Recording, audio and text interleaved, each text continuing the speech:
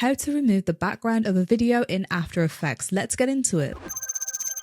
Begin by importing your footage. Next, come up to your video playback resolution and set this to full. This is very important for when we start using the Roto Brush tool.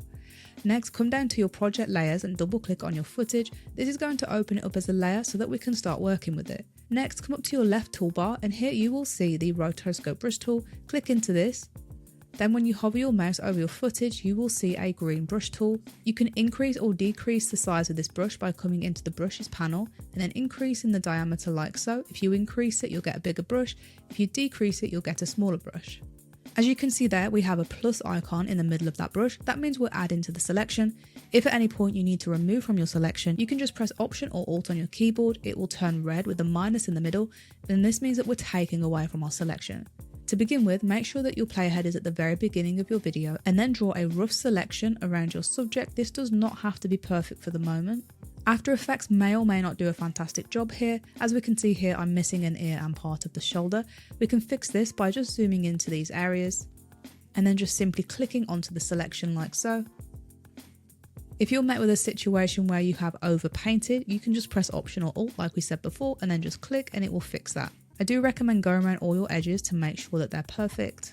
If you need to work in intricate areas, you can come over to your diameter of your brush and decrease this so that you can get a little bit more precise. Now in some cases you may be working with fine wispy hair. To include this in your selection, you can come back up to the Roto Brush tool and then select the Refine Edge tool. Then I recommend zooming in on the area that you're trying to refine. And you'll see that you have a different type brush this time. I do recommend working with a smaller brush when you're refining hair.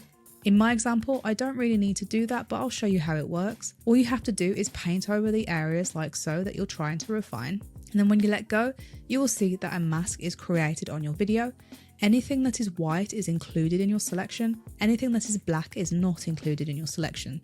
I'm just going to undo this as I don't really need it for my video. Once you're happy with the selection on your video, come up to preview and then press play. After Effects is going to analyze your video frame by frame and apply the same selection to every frame of your video. With that analysis complete, we can come down to freeze.